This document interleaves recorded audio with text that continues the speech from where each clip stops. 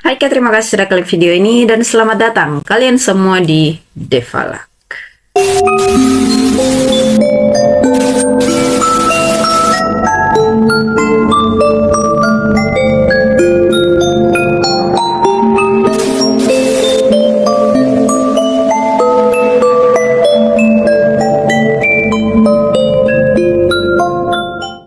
Nah, hari ini saya akan menceritakan nih satu kisah hidup seorang mahasiswa yang di ujung takdir kehidupannya harus berakhir dengan tragis.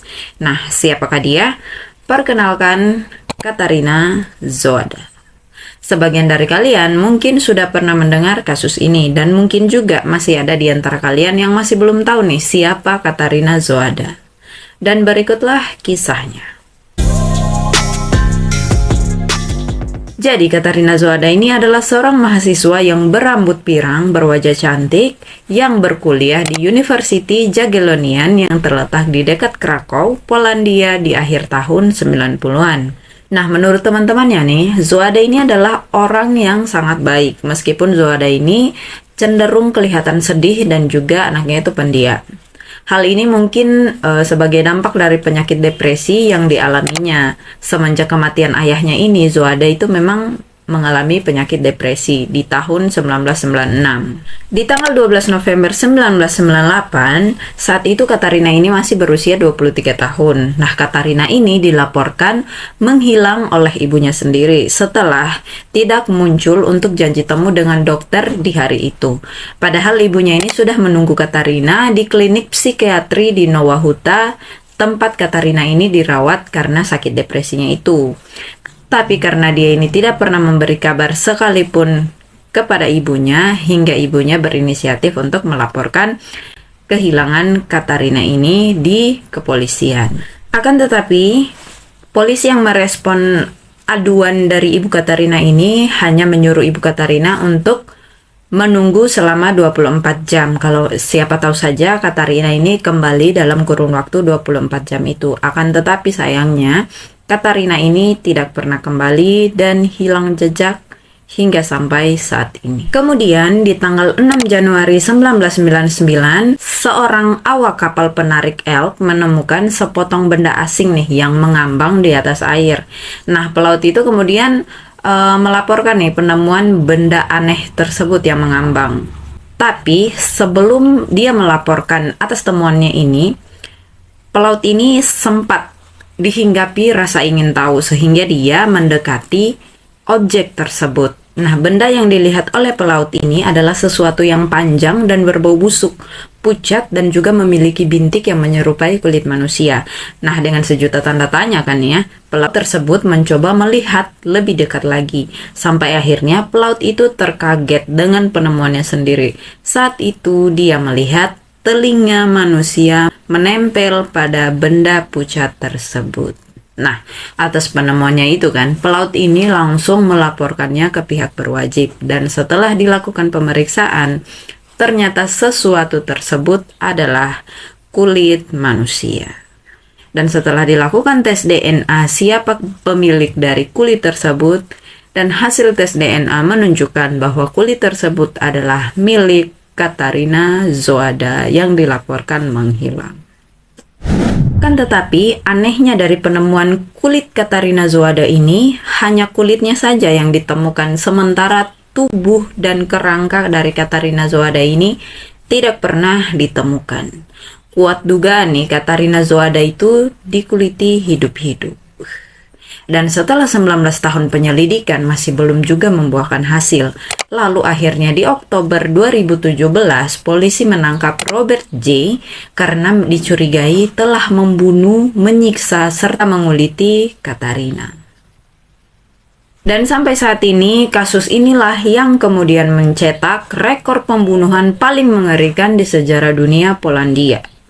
Nah, saya sendiri nih ya, dan mungkin kalian juga tidak bisa membayangkan kengerian dan betapa sakitnya Katarina sebelum ajalnya menjemput. Bayangkan saja jika dikuliti hidup-hidup, sesakit apakah itu?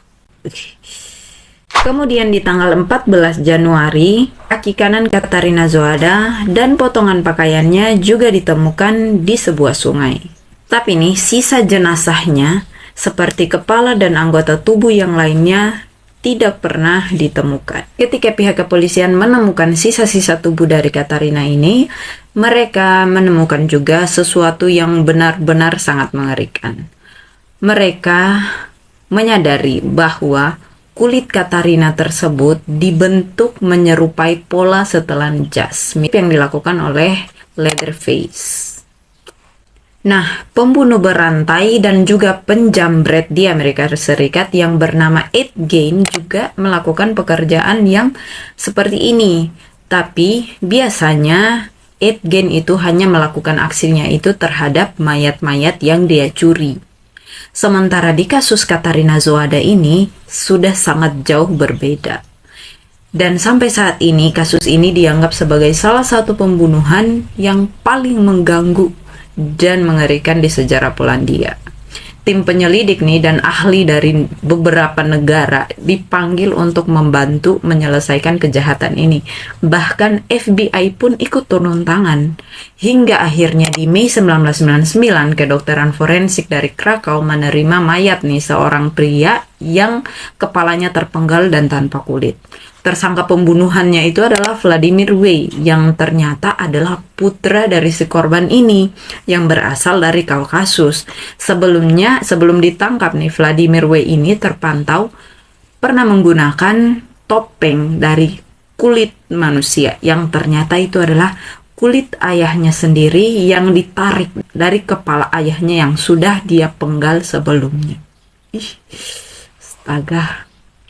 Awalnya nih, karena polisi menerima laporan pembunuhan yang sadis itu juga kan, polisi ini sempat mencurigai bahwa Vladimir W. inilah yang juga menjadi dalang pembunuhan dari Katarina Zohada ini.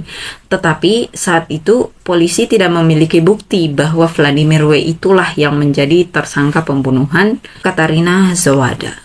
Nah, karena tidak memiliki bukti, akhirnya Vladimir W. ini hanya didakwa dengan pembunuhan atas ayahnya sendiri yang dijatuhi hukuman penjara selama 25 tahun. Dan beberapa tahun kemudian, Vladimir W. ini kemudian dipindahkan penjaranya ke Rusia atas permintaannya sendiri. Dan setahun kemudian, penyelidikan atas kematian dari Katarina Zohada ini akhirnya dibatalkan karena belum ditemukannya tersangka yang terlibat dalam kasus tersebut. Akan tetapi, pihak kepolisian masih terus mencari bukti-bukti lain yang dapat dipercaya yang bisa membawa mereka kepada siapa tersangka pembunuhan Katarina Zohada. Nah, selain itu juga para ahli laboratorium dari University Kedokteran Krakow membuat model luka nih yang diderita oleh Katarina Zohada ini. Mereka menyimpulkan bahwa pelaku ini menggunakan alat yang sangat tajam untuk melukai korbannya di bagian leher, ketiak, dan juga selangkangannya. Karena luka itulah nih yang menyebabkan rasa sakit dan akhirnya Katarina mati kehabisan darah. Nah, seperti inilah kurang lebih pola yang dibuat oleh pihak kedokteran forensik. Nah, pada tahun 2014 nih, seorang perwakilan dari FBI untuk Eropa membuat sketsa wajah tersangka nih dengan permodelan kecenderungan kesadisan yang dimiliki oleh pelaku. Bukan sketsa wajah sih, kayak sketsa psikolog dari tersangka ini. Dengan kecenderungan kesadisan yang kemungkinan dimiliki oleh pelaku. Nah, dan pada tahun 2016 dipastikanlah bahwa Katarina ini disiksa sebelum kematiannya, dan juga pelaku mungkin dilatih dalam seni bela diri khusus untuk satu varian tertentu. Dan pada bulan Oktober 2017, polisi melakukan penangkapan pertama setelah 19 tahun kemudian ditemukanlah sebuah bukti baru. Seorang pria berusia 52 tahun bernama Wayne Robert J. ditangkap dari distrik Kazimir di Krakow dicurigai sebagai pembunuh yang mungkin menyiksa dan juga menguliti Katarina ini, serta menggunakan kulitnya untuk setelan sebuah jas. Nah, penyelidik nih menggeledah apartemen dari Robert ini dan menemukan darah di kamar mandi. Dan juga mereka mendapati sebuah kerangka di dalam bak mandi. Yang akhirnya barang temuan tersebut diamankan untuk pengujian lebih lanjut. Sebenarnya Robert J ini sudah dipantau nih sejak dari tahun 1999 itu, cuma belum ditangkap. Nah, Robert J ini ternyata memiliki kecocokan profil psikolog yang telah dibuat sama FBI di tahun 2014 itu. Nah, si Robert J ini kan dilakukan dengan pengetesan, dilatih bela diri, terus mengenal korban, mengunjungi kuburan korban juga. Dan Robert J ini ternyata pernah memiliki riwayat melakukan pelecehan terhadap perempuan. Dan Robert juga ini sebelumnya bekerja di lab pembedahan dan di sana dia menangani mayat-mayat manusia.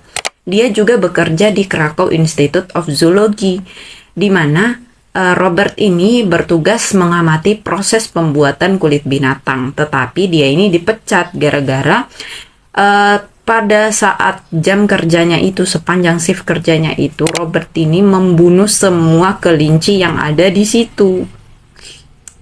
Dan saat dimintai keterangan kenapa bisa Robert J ini melakukan pembunuhan terhadap semua kelinci itu, Robert J ini tidak bisa menjelaskan motif dari tindakan yang sudah dilakukannya itu.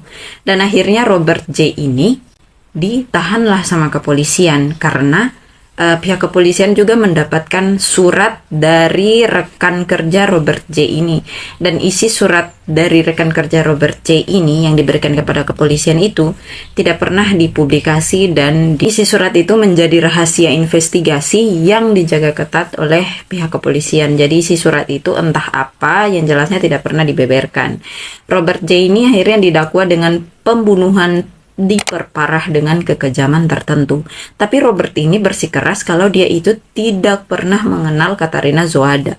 Akan tetapi nih, pengadilan tetap memperpanjang masa penahanannya. Sementara itu, tim penyelidik masih terus mengumpulkan bukti. Dan pada saat bulan Desember 2018, Robert ini mengeluhkan bahwa dia itu diganggu oleh petugas penjara. Katanya dia ini dilecehkan, dihina sama petugas penjara itu. Tetapi setelah diselidiki oleh pihak kepolisian ini, ternyata Robert J ini telah berbohong. Maka bertambahlah lagi catatan keburukan dari Robert J ini karena sudah berbohong kepada polisi, dan akhirnya Robert J itu ditambah lagi hukumannya, sembari polisi masih terus mengumpulkan barang bukti. Dan sampai saat ini saya sudah mencari-cari juga berita dari Google, dari teman-teman yang lain juga. Ternyata memang belum ada updatean terbaru lagi nih soal kasus Katarina Zohada ini. Siapa sebenarnya pembunuh yang sebenarnya? Kalau saya pribadi ya mungkin saja si Robert J ini, siapa sih namanya, Wayne Jane, susah sekali lah namanya itulah.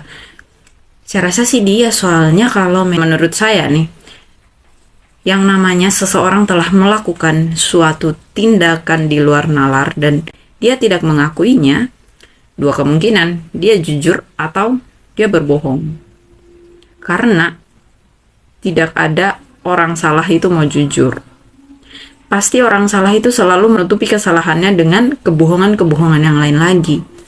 Dan juga dari tindakan sadis yang sebelumnya dilakukan oleh si Robert J ini kepada semua kelinci, bahkan pada saat ditanya apa motif dia melakukan hal itu, dia tidak bisa menjawab. Berarti orang ini mengalami suatu gangguan psikolog, entah dia gangguan kejiwaan atau bagaimana, atau dia memiliki suatu obsesi atau apa ya namanya, keinginan tertentu lah terhadap yang sudah dilakukannya itu, sampai dengan tega menguliti hidup-hidup seorang Katarina Zohada. Sangat mengerikan sih. Mengerikan sekali sih. Oh ya Tuhan. Itulah kisah dari Katarina Zohada ini.